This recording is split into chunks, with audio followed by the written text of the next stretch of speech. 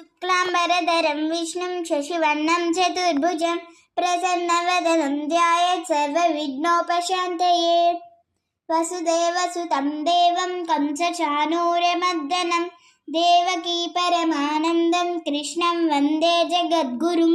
नारायणं नमस्कृत्य नरं चैव नरोत्तमं देवीं सरस्वतीं व्यासं ततो जयमुदीरयेत्। श्रीभगवानुवाच क्लैब्यं मास्वगमः पादानैतत्त्वयुपपद्यते क्षुद्रं हृदय दौर्बल्यं यत्वोत्तिष्ठ परं तपः। जातस्य हि ध्रुवो मृत्युः ध्रुवं जन्ममृतस्य च तस्मादपरिहार्येद्य न तं शोचितुमर्हसि। कर्मण्येवाधिकारस्ते मा फलेषु कदाचन मा कर्मफलहेतुर्भुः मा ते सङ्गोऽस्त्वकर्मणि। दुःखेष्व अनुदिग्भ्रमणः सुखेषु विगतस्पृहः वीतरागभयक्रोधः स्थितधीर्मुनिरुच्यते। आयतो विषयान् पुंसः सङ्गस्तेषूपजायते सङ्गात् सञ्जायते कामः कामात् क्रोधोऽभिजायते क्रोधात् भवति सम्मोहः सम्मोहात् श्रुतिविभ्रमः श्रुतिभ्रंशात् बुद्धिनाशो बुद्धिनाशात् प्रणश्यति यद्यदाचरति श्रेष्ठः तत्तदेवेतरो जनः स यत्प्रमाणं कुरुते लोकस्तदनुवर्तते। श्रेयान् स्वधर्मो विगुणः परधर्मात् स्वनुष्ठितात् स्वधर्मे निधनं श्रेयः परधर्मो भयावहः। यदा यदा हि धर्मस्य ग्लानिर्भवति भारत अभ्युत्थानमधर्मस्य तदात्मानं सृजाम्यहम्। परित्राणाय साधूनां विनाशाय च दुष्कृतां धर्म संस्थापनार्थाय सम्भवामि युगे युगे। ब्रह्मार्पणं ब्रह्मविः ब्रह्मणो ब्रह्मणाहुतं ब्रह्मैव तेव गन्तव्यं ब्रह्मकर्म समाधिना। ज्ञानेन तु तदज्ञानं येषां नाशितमात्मनः तेषामादित्यवत् ज्ञानं प्रकाशयति तत्परम्। उद्धरेदात्मनात्मानम् आत्मानम् अवसादयेत् आत्मैव आत्मनो बन्धुः आत्मैव रिपुरात्मनः। युक्ताहारविहारस्य युक्तचेतस्य कर्मसु युक्तस्वप्नावबोधस्य योगे भवति दुःखः। असंशयं महाबाहो मनो दुर्विग्रहं चलम् अभ्यासेन तु कौन्तेय वैराग्येन च गृह्यते। पार्थ नैवेह नामुत्रा विनाशा सत्तस्य विद्यते न हि कल्याणकृतस्य दुर्गतिं तात गच्छति। मनुष्याणां सहस्रेषु कच्चित् सिद्धये यततामपि सिद्धानां कच्चित् मां वेति तत्त्वतः।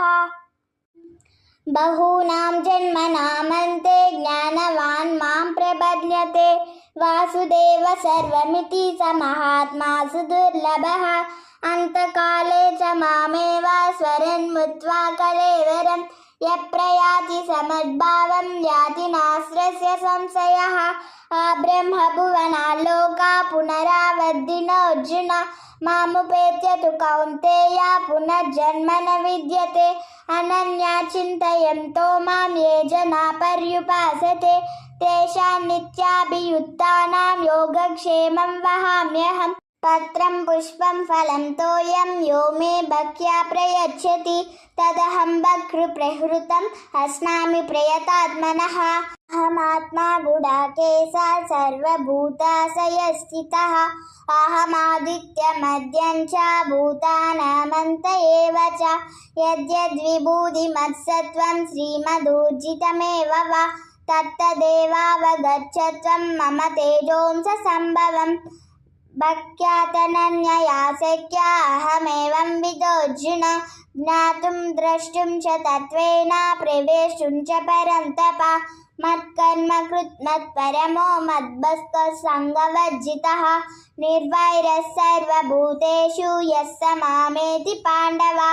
अद्वेष्टा सर्वभूतानां मैत्रकरुण एव च निर्ममो निरहङ्कारः समदुःख सुखक्षमी सन्तुष्टः सततं योगी यतात्मा दृढनिश्चयः मय्यर्पितमनो बुद्धिः यो मद्भक्तः स मे प्रियः सर्वतः पाणिपादं तत् सर्वतोक्षिशिरोमुखं सर्वतः श्रुतिमल्लोके सर्वं मावृत्य तिष्ठति समं पश्यन् हि सर्वत्र समवस्थितमीश्वरं न हि स्यात्मात्मनात्मानं ततो यान्ति परां गतिं मानावमानयोस्तुल्यः तुल्यो मित्राणि पक्षयो सर्वारम्भपरित्यागी गुणातीत स उच्यते शरीरं यदवाप्नोति यच्चाप्युत्क्रामतीश्वरः गृहीत्वैतानि संयाति वायुग्रन्थानि वासयात् अहं वैश्वानरो भूत्वा पाणिनां देहमाश्रितः प्राणापानसमायुक्तः पचाम्यन्नं चतुर्विधं त्रिविधं नरकस्वेदं द्वारं नाशनमात्मनः कामः क्रोधस्तथा लोभः तस्मादेतत्त्रयं त्यजेत् तस्मात् शास्त्रं प्रमाणन्ते कार्याकार्यव्यवस्थितौ ज्ञात्वा शास्त्रविधानोक्तं कर्म कर्तुमिहार्हसि अनुद्वेगकरं वाक्यं सत्यं प्रियहितं च यत् स्वाध्यायाभ्यसनं चैव वाङ्मयं तप उच्यते यज्ञदानतपः कर्म न त्याज्यं कार्यमेव तत् यज्ञोदानं तपश्चैव पावनानि मनीषिणाम् प्रवृत्तिर्भूतानां येन सर्वमिदं ततं स्वकर्मणा तमभ्यर्च्य सिद्धिं विन्दति मानवः सर्वधर्मान् परित्यज्य मामेकं शरणं व्रज अहं त्वा सर्वपापेभ्यो मोक्षयिष्यामि मा शुचः संजय उवाच यत्र योगेश्वर कृष्णो यत्र पार्थो धनुर्धरः